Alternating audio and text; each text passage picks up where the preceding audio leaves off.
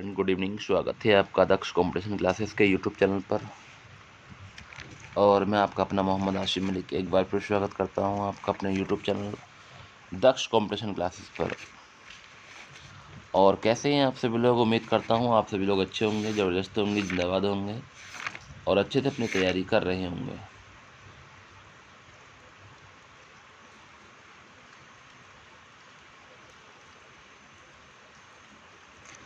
आज फिर मैं आपके लिए लेकर आया हूँ SSC stenographer grade C and D का भर्ती परीक्षा का प्रैक्टिस सेट।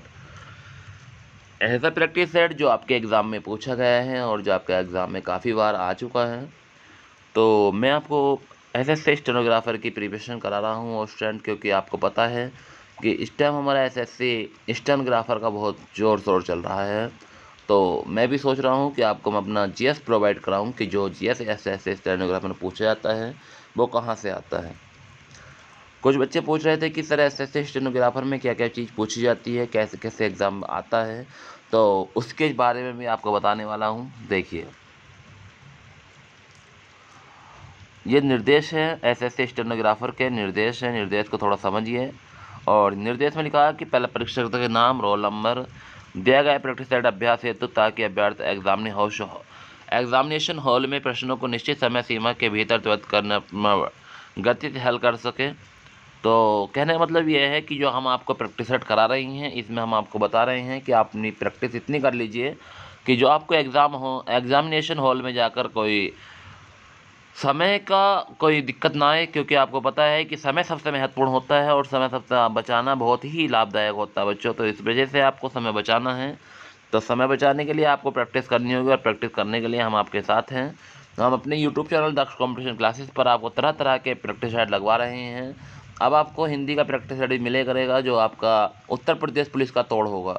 तो उत्तर प्रदेश पुलिस वाले बच्चों से कहना चाहूँगा कि अगर आप उत्तर प्रदेश पुलिस की तैयारी कर रहे हैं, तोड़ है, एसएससी जीडी की तैयारी कर रहे हैं और एसएससी से रिलेटेड कोई भी एग्ज़ाम की तैयारी कर रहे हैं, तो जीएस की वीडियो यहाँ से देखें और हिंदी की वीडियो आप फिर मैं आपको जल्द से जल्द प्रोवाइड कराने वाला हूँ, तो वहाँ से देखेंगे। ठीक है बच्चों? तो यहाँ से बहुत मेहनत आपको करनी होगी और अच्छे से अपनी तैयारी करनी होगी। प्रश्नों की कुल संख्या 200 होती है। प्रत्येक प्रश्न 1 अंक का होता है। 200 नंबर का पेपर आता है एसएससी स्टेनोग्राफर का। यदि एक प्रश्न से एक से अधिक उत्तर दिए जाएंगे तो उस प्रश्न के लिए कोई भी अंक नहीं दिया जाएगा। ये बात आपको ध्यान रखनी है। अगर एक प्रश्न के एक से अधिक उत्तर देते हैं तो प्रश्न का कोई भी आंसर नहीं दिया जाता है। उत्तर प्रत्येक प्रश्न के बाद 4 संभावित उत्तर दिए जाते हैं ABCD के रूप में, और प्रत्येक प्रश्न के लिए आपको केवल एक उत्तर का चयनित करना होता है। ये बात आपको ध्यान रखनी है बच्चों। अगर आप पूछ रहे थे जब मैं आपको बता रहा हूँ। प्रैक्टिस सेट तैयार करते समय नवीनतम पाठ्यक्रम अनुसार पूछे जाने वाले प्रश्नों के ट्रेंड में ध्यान में रखा गया है। और परीक्षार्थी प्रैक्टिस सेट को हल करने के बाद उत्तरमाला से उत्तरों को मिलान स्वयं एवं मूल्यांकन करें। अवधि 1-2 घंटे होती है, 120 मिनट, जिसमें पहला पोर्शन होता है सामान्य बुद्धि एवं तर्कशक्ति। 150 प्रश्न होते हैं, 1 से 50 क्वेश्चन होते हैं और जो 50 ही नंबर के होते हैं। दूसरा पोर्शन होता है सामान्य जानकारी जागरूकता, ये 50 क्वेश्चन होते हैं, ये 51 से 100 तक नंबर होते हैं। तीसरा होता है इंग्लिश लैंग्वेज, ये 100 से 100 क्वेश्चन होते हैं, 101 से 200 तक। ये हमारा पेपर होता है स्टूडेंट। 120 मिनट में 200 नंबर का हमारा पेपर होता है। ठीक है, पूर्णांक 200 का होता है। 120 मिनट हमें मिलते हैं। आप लगा लो हिसाब कि आप कितना टाइम करोगे और कितनी हमारी मेहनत कबूल होगी। ठीक है, तो हम शुरुआत करते हैं आज के पहले पोर्शन से स्टूडेंट, क्योंकि हमें तो पढ़ना है और पढ़ने से ही नंबर आएगा। बिना पढ़े तो नंबर नहीं आ सकता बच्चों। क्योंकि इसमें बात आप भी जानते हैं कि सर जब तक हम तैयारी नहीं करेंगे जब तक हमारा कोई नंबर नहीं आ सकता। तो इसलिए मैं आप सभी से बच्चों से कहना चाहूँगा, जितने भी स्टूडेंट मेरे साथ बने हुए हैं सभी अच्छे से तैयारी करें और अच्छे से पेपर को देकर आएँ और जब ही अपना नंबर निकालें और स्टूडेंट, क्योंकि एसएससी स्टेनोग्राफर की वैकेंसी आपके साथ इस टाइम बहुत ज़ोरों शोरों पर है। और मैं चाहता हूं कि अगर आप मेहनत करोगे तो ज़रूर आपका नंबर आएगा। और आप इंशाल्लाह मेहनत करिए, मैं आपके साथ हूं। कहीं भी अगर आपको कोई दिक्कत आती है तो आप मुझसे मालूम कर सकते हैं कोई भी पोर्शन में। जैसे कि कुछ बच्चों को दिक्कत आती है रीजनिंग के कुछ टॉपिक नहीं आते हैं, तो वो मुझसे कमेंट में पूछ सकते हैं कि सर ये वाले टॉपिक पे वीडियो बना दीजिए क्योंकि ये टॉपिक हमसे नहीं आते हैं। बिल्कुल आप पूछ सकते हैं हमसे। ठीक है, तो आज का हमारा जो पहला प्रश्न है वो स्टूडेंट एसएससी स्टेनोग्राफर का जो हमारे एग्जाम में पूछा गया था, क्योंकि अगर आपको यकीन नहीं हो रहा है तो मैं थोड़ा दिखा देता हूँ। देखो एसएससी स्टेनोग्राफर का है CND, जो आपके एग्जाम में बहुत ही महत्वपूर्ण है एसएससी स्टेनोग्राफर। और ये हमारा भाग सेकंड है, क्योंकि पहले भाग पर रीजनिंग पूछी जाती है, दूसरे भाग पर जीएस पूछा जाता है और तीसरे भाग पर इंग्लिश पूछी जाती है। तो ये हम आज जो पढ़ने वाले हैं बहुत ही महत्वपूर्ण प्रश्न पढ़ने वाले हैं। हमारा पहला प्रश्न है कि साहित्य नृत्य उड़ीसा किस प्रदेश में उपज है। तो कितना महत्वपूर्ण प्रश्न है, उड़ीसा में, आंध्र प्रदेश में, राजस्थान में, गुजरात में। तो इस प्रश्न का जो सही आंसर होने वाला है क्या हो जाएगा, इस प्रश्न का सही आंसर। तो आप बता सकते हैं मुझे, अगर आपको पता है इस प्रश्न का सही आंसर तो आप मुझे बिल्कुल बताएं, और ये भी बताएं कि इस प्रश्न का जो सही आंसर होगा वो क्या होने वाला है। तो जैसे कि आप लोगों को पता है कि सर शास्त्रीय नृत्य उड़ीसी किस प्रदेश की उपज है, तो आप सभी लोग जानते हैं कि क्या हो जाएगा इस प्रश्न का सही आंसर। तो इस प्रश्न का सही आंसर जो होने वाला है वो हो जाएगा उड़ीसी। ऑप्शन नंबर ए इस प्रश्न का आंसर होगा उड़ीसी। अगला प्रश्न है कि भारत की प्रसिद्ध महिला भारोत्तोलक का नाम बताना है, कि भारत की प्रसिद्ध महिला भारोत्तोलक का नाम क्या था। क्वेश्चन नंबर हम 52 पर आ गए हैं। क्वेश्चन नंबर 52 का जो सही आंसर होने वाला है वो क्या होने वाला है। तो आप सभी लोग जानते हैं कि भारत की प्रसिद्ध महिला भारोत्तोलक का जो नाम है वो क्या है। तो इस प्रश्न का सही आंसर हो जाएगा के मलेश्वरी। क्या हो जाएगा, के मलेश्वरी इस प्रश्न का सही आंसर हो जाएगा बच्चों, ठीक है। उड़ने वाले पक्षियों में सबसे ऊंचे कद वाला कौन सा है, सारस है, बगला है, शुतुरमुर्ग है, मोर है। इस प्रश्न का आंसर सब बच्चे जानते होंगे कि सर इस प्रश्न का आंसर क्या हो जाएगा, कि उड़ने वाले पक्षियों में सबसे ऊंचे कद का कौन सा है, सारस, बगला, शुतुरमुर्ग या मोर। तो क्या हो जाएगा इस प्रश्न का सही आंसर। तो जैसे कि आप लोग जानते हैं कि क्वेश्चन नंबर 53 का जो सही आंसर होने वाला है वो हो जाएगा सारस। ऑप्शन नंबर ए इस प्रश्न का सही आंसर हो जाएगा सर। DRDO के स्वदेशी तकनीकी से निर्मित अवॉक्स प्रणाली का प्रथम उड़ान परीक्षण किस देश में किया गया, रूस, फ्रांस, ब्राजील, कनाडा। तो क्वेश्चन नंबर 54 पर हम आ गए हैं। क्वेश्चन नंबर 54 का जो सही आंसर होने वाला है वो क्या होने वाला है। जैसे कि आप सभी लोग जानते हैं कि DRDO ने स्वदेशी तकनीक से निर्मित अवॉक्स प्रणाली का प्रथम उड़ान परीक्षण किस देश में किया। तो क्वेश्चन नंबर 54 का जो सही आंसर होने वाला है बच्चों, तो इसका सही आंसर हो जाएगा, 4 ऑप्शन आपके सामने हैं, इसका सही आंसर जो होगा ब्राज़ील हो जाएगा। क्या हो जाएगा, ब्राज़ील। ऑप्शन नंबर सी इस प्रश्न का सही आंसर होगा ब्राज़ील, ठीक है। तो ध्यान रखना है, अच्छे प्रश्न है, वेरी वेरी महत्वपूर्ण प्रश्न है, सभी प्रश्नों को लास्ट तक देखना है, कोई प्रश्न स्किप नहीं होना चाहिए। केपलर 22 भी क्या है, केपलर 22 भी क्या है इसके बारे में पूछा है। पहला ऑप्शन है कि सौरमंडल के बाहर का एक ग्रह, दूसरा है कि पृथ्वी का सबसे निकट तारा, तीसरा है कि अंतरिक्ष का सबसे चमकीला तारा, चौथा है नासा द्वारा भेजा गया एक उपग्रह। तो केपलर 22 भी क्या है ये पूछा है, अच्छा प्रश्न है। क्वेश्चन नंबर 55 पर हम आ गए हैं।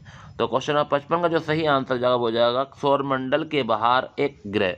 तो सौरमंडल के बाहर एक ग्रह कहलाता है केपलर 22 भी। तो ध्यान रखेंगे, ऑप्शन नंबर ए इस प्रश्न का सही आंसर है।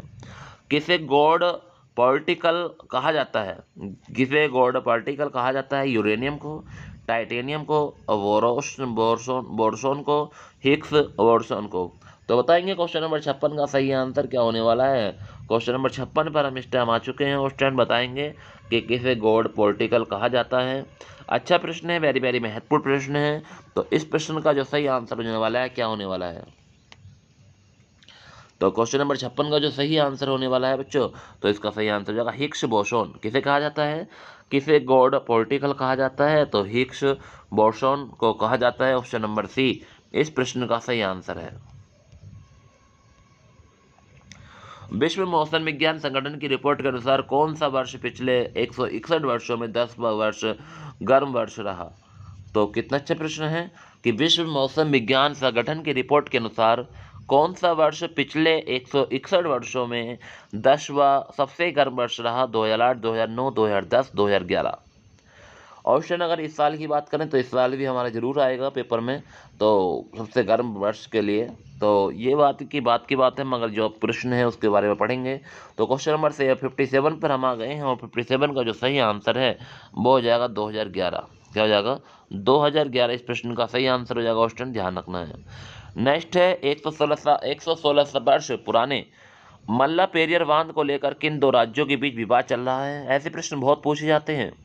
एसएससी स्टेनोग्राफर में ऐसे प्रश्न बहुत पूछे जाते हैं, जो प्रश्न आपके सामने हैं 58 ऐसे प्रश्न बहुत आते हैं कि 116 साल बाद पुराने मलेरिया बांध को लेकर किन दो राज्यों के बीच विवाद चल रहा है। तो तमिलनाडु आंध्र प्रदेश है, केरल तमिलनाडु है, कर्नाटक तमिलनाडु और केरल कर्नाटक है। बताएंगे इस प्रश्न का सही आंसर। तो क्वेश्चन नंबर 58 का जो सही आंसर जवाब हो जाएगा Kerala Tamil Nadu. Option number B इस प्रश्न का सही आंसर है केरल तमिलनाडु। कंप्यूटर कंट्रोल करने संबंधित इंस्ट्रक्शंस को क्या कहते हैं। इंस्ट्रक्शंस को क्या कहते हैं। तो कंप्यूटर कंट्रोल करने संबंधित इंस्ट्रक्शंस को क्या कहते हैं। Software, hardware, humanware, programmer. तो बताएंगे सही आंसर क्या होने वाला है।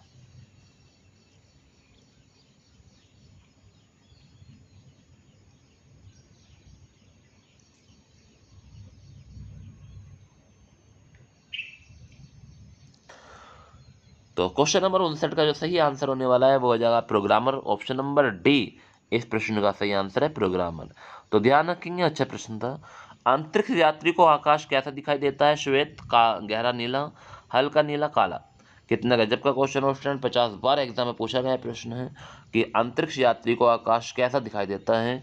तो इस प्रश्न का जो सही आंसर होने वाला है वो हो जाएगा काला दिखाई देता है। कैसा, काला दिखाई देता है, ये बात आपको ध्यान रखनी है। अच्छा प्रश्न था, वेरी वेरी महत्वपूर्ण प्रश्न था। सर्वेंट्स ऑफ इंडिया सोसाइटी किसने बनाई थी। दादा भाई नौरोजी ने, गोपाल कृष्ण गोखले ने, बीजी तिलक ने, स्वामी दयानंद सरस्वती ने। कितना गजब का प्रश्न आपसे पूछा जा रहा है स्टूडेंट। अगर आप इस प्रश्न का आंसर अभी भी नहीं बता पा रहे हैं तो बहुत दिक्कत हो जाएगी। तो सर्वेंट्स ऑफ इंडिया सोसाइटी किसने बनाई थी ये पूछा है।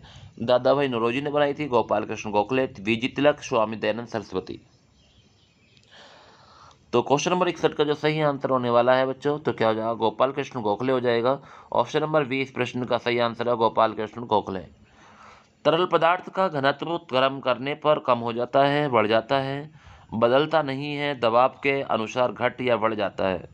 तो तरल पदार्थ का घनत्व गर्म करने पर कैसा हो जाता है क्वेश्चन ये पूछा है। तो तरल पदार्थ का जो घनत्व है वो गर्म करने पर कैसा हो जाता है। क्वेश्चन नंबर 62 पर हम आ गए हैं। तो तरल पदार्थ का जो घनत्व है गर्म करने पर कैसा हो जाता है, वो कम हो जाता है। ऑप्शन नंबर ए इस प्रश्न का सही आंसर है। नेक्स्ट है तरल ताल वास्तविक गहराई से कम गहरा दिखाई देता है। तरल ताल वास्तविक गहराई से कम गहरा दिखाई देता है अपवर्तन के कारण, प्रकाश प्रकीर्णन के कारण, परावर्तन के कारण या व्यतिकरण के कारण। तो बताएंगे तरल ताल वास्तविक गहराई से कम गहरा दिखाई देता है, क्या मतलब है। तो क्वेश्चन नंबर 63 का जो सही आंसर हो जाएगा वो क्या हो जाएगा अपवर्तन। इस प्रश्न का सही आंसर हो जाएगा अपवर्तन। ऑप्शन नंबर ए इस प्रश्न का सही आंसर है अपवर्तन के कारण। ऑप्शन नंबर ए इस प्रश्न का सही आंसर है।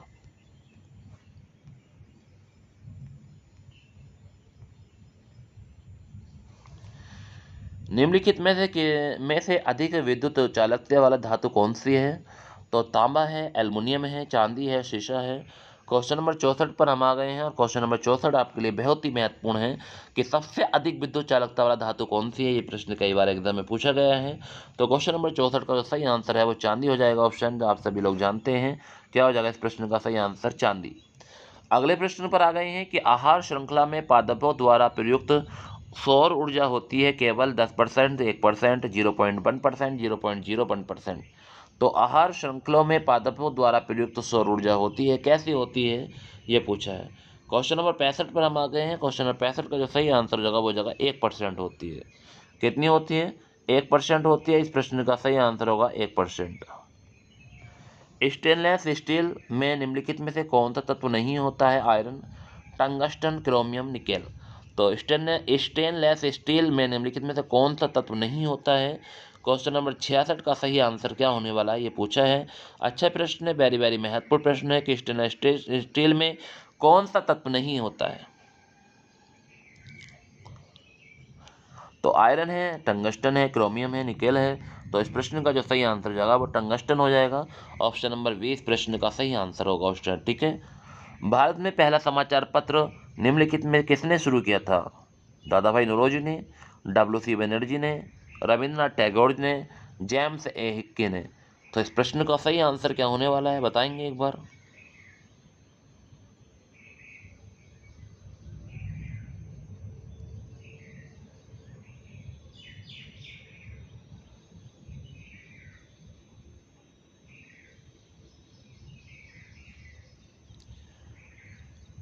तो पूछा गया है कि भारत में पहला समाचार पत्र किसने शुरू किया था। तो इस प्रश्न का सही आंसर है जेम्स एक की। ऑप्शन नंबर डी इस प्रश्न का सही आंसर होगा ऑप्शन। अगर आपको पता था बहुत अच्छी बात है, ऑप्शन नहीं पता तो याद करते रहिए। चेचक होने का कारण क्या है, रूबियोला वायरस, वेरुला वायरस, बेरिशेला या मिक्स्यो मिक्स्यो वायरस, बताएंगे। तो चेचक होने का कारण बताना है क्या है। ऑप्शन नंबर 68 पर आ गए हैं कि चेचक होने का कारण पूछा है। अच्छा प्रश्न है, वेरी वेरी महत्वपूर्ण प्रश्न है।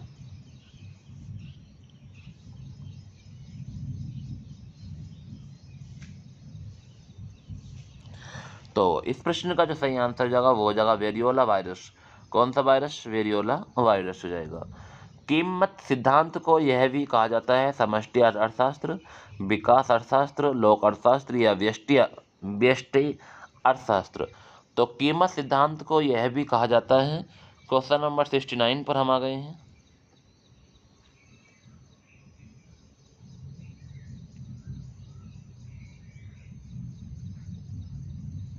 तो इस प्रश्न का सही आंसर है व्यष्टि अर्थशास्त्र। ऑप्शन नंबर डी इस प्रश्न का सही आंसर होगा। वृक्षों के तनों में रहने वाले प्राणियों को क्या कहते हैं। तो वृक्षों के तनों में रहने वाले प्राणियों को क्या कहते हैं, वृक्षवासी, उड़ाका, उभयचर, जलचर।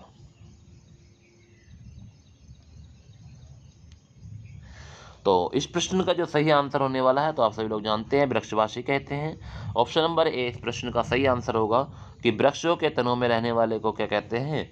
तो आप सभी लोग जानते हैं वृक्षवासी कहते हैं, वृक्षवासी कहते हैं। क्वेश्चन नंबर 71 पर आ गए हैं। क्वेश्चन नंबर 71 आपके सामने है कि ग्रीन हाउस प्रभाव निम्नलिखित में से किसका परिणाम है। अम्ल वर्षा का, अत्यधिक ऊष्मा का, अत्यधिक CO2 का छोड़ना, धुआं। तो ग्रीन हाउस प्रभाव किसका कारण है, ये पूछा है, परिणाम है। तो क्वेश्चन नंबर 71 पर हम आ गए हैं। क्वेश्चन नंबर 71 का सही आंसर क्या होने वाला है। तो आप सभी लोग जानते हैं इस प्रश्न का सही आंसर, तो कमेंट में जरूर बताना कि ग्रीन हाउस प्रभाव निम्नलिखित में से किसका परिणाम है। तो क्वेश्चन नंबर 71 का जो सही आंसर हो जाएगा वो हो जाएगा अत्यधिक CO2 का छोड़ना।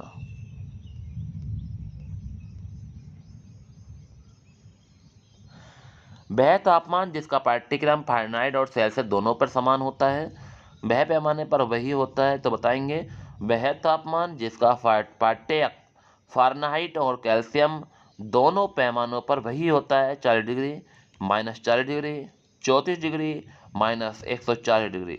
तो बताएंगे क्वेश्चन नंबर 72 का सही आंसर क्या होने वाला है। तो क्वेश्चन नंबर 72 का सही आंसर एक बार कमेंट करेंगे और बताएंगे क्या हो जाएगा। तो वह तापमान जिसका पाठ्यक्रम फ़ारेनहाइट और सेल्सियस दोनों पैमाने पर वही होता है। तो इस प्रश्न का जो सही आंसर है वो है -40 डिग्री। क्या नाम है, -40 डिग्री की पाठ्यक्रम पर फ़ारेनहाइट और सेल्सियस दोनों पर पैमाना वही होता है। तो ध्यान रखना है -40 डिग्री। नेक्स्ट SEG का पूर्ण रूप बताना है, south economic zone, south European zone, special economic zone या स्पेशल ईस्टर्न जोन। बच्चों इसका आंसर तो आप लोग जानते भी होंगे, बताओ SEG का पूर्ण नाम कौन सा है। कमेंट में जरूर बताना अगर आपको पता है क्वेश्चन नंबर 73 का सही आंसर, तो मुझे कमेंट करके जरूर बताएं।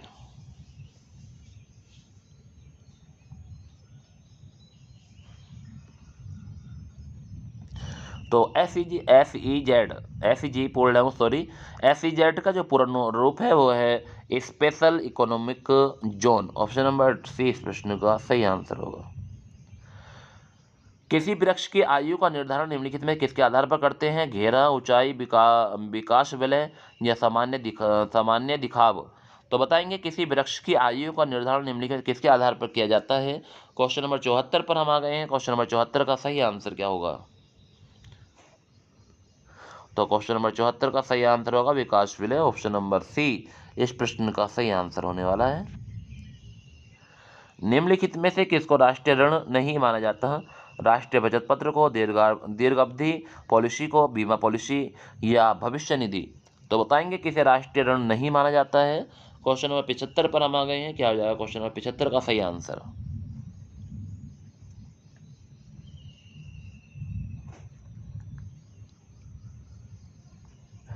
तो क्वेश्चन नंबर 75 का सही आंसर होने वाला है इसका प्रश्न का सही आंसर होगा राष्ट्रीय बचत पत्र को हम राष्ट्रीय ऋण नहीं माना जाता है। ध्यान रखना, राष्ट्रीय बचत पत्र को राष्ट्रीय ऋण नहीं मानते हैं। क्वेश्चन नंबर 76 है कि भारत सरकार के सरकारी रिपोर्ट को किस नाम से जाना जाता है। तो भारत सरकार की सरकारी रिपोर्ट को किस नाम से जानते हैं? White paper, yellow paper, blue book या ग्रे बुक। तो बताएंगे सही आंसर क्या होगा कि भारत सरकार के सरकारी रिपोर्ट को किस नाम से जानते हैं। अच्छा प्रश्न है, वेरी महत्वपूर्ण प्रश्न है क्वेश्चन, बहुत ही बार एग्जाम में पूछा गया प्रश्न है, मोस्ट प्रश्न माना जाता है। क्वेश्चन नंबर 76 अच्छा प्रश्न है। तो इस प्रश्न का सही आंसर है white paper, option number A इस प्रश्न का सही है। जो सरकारी दस्तावेज है, सरकारी रिपोर्ट का है जो भारत सरकार की, वह है white paper, option number A इस प्रश्न का सही आंसर होगा क्वेश्चन। नेक्स्ट है, निम्नलिखित में कौन सा पद मंत्रिपरिषद में शामिल नहीं है? राष्ट्रपति, उपराष्ट्रपति एवं प्रधानमंत्री, राष्ट्रपति, प्रधानमंत्री एवं कैबिनेट मंत्री, प्रधानमंत्री, लोकसभा अध्यक्ष, विभागीय सचिव, प्रधानमंत्री सहित अन्य मंत्री। तो बताएंगे कौन सा मंत्रिपरिषद में शामिल नहीं है। क्वेश्चन नंबर 77 पर आ गए हैं।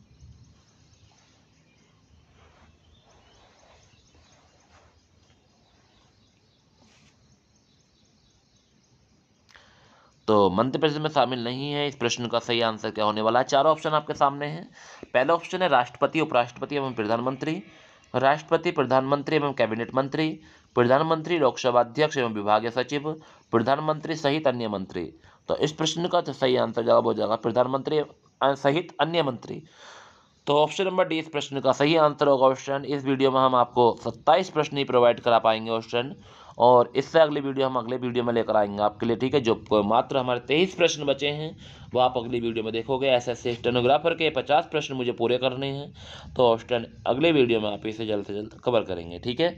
तो आज के लिए इतना ही। Thank you very much question. जो लोग मुझसे जुड़े हुए थे, बहुत बहुत शुक्रिया आप लोगों का, आपने इतना मेरे साथ सहयोग किया, आप मेरे साथ यहाँ तक जुड़े और मेरा सहयोग किया आपने। और आपको भी अच्छा लगा होगा कि हम ऐसे प्रश्न की ओर पढ़ रहे हैं जो हमारे एसएससी स्टेनोग्राफर में पूछे जाएंगे, और अच्छे से हम इनकी तैयारी कर लेंगे तो हो सकता है इनमें से ही बहुत सारे प्रश्नों में मिल जाए, ठीक है। तो आज के लिए इतना ही। Thank you very much student. अपना ख्याल रखेंगे, अच्छे से रहेंगे। और मैं एक बात कहना चाहूँगा, अगर आप मेरी वीडियो देख रहे थे, अगर आपने मेरी वीडियो को लाइक नहीं किया तो प्लीज़ मेरी वीडियो को लाइक कर दें और आगे भी चैनल को सब्सक्राइब कर दें, क्योंकि आप लोग की बदौलत है जो मैं यहाँ तक पहुँचा हूँ, ठीक है। तो आप लोग सभी से रिक्वेस्ट कर लूँगा कि अगर आप मेरे चैनल पर बिल्कुल न्यू हैं तो चैनल को सब्सक्राइब कर लें और वीडियो को लाइक ज़रूर कर दें, ठीक है। Thank you very much student. अच्छे से रहेंगे, अपना ख्याल रखेंगे।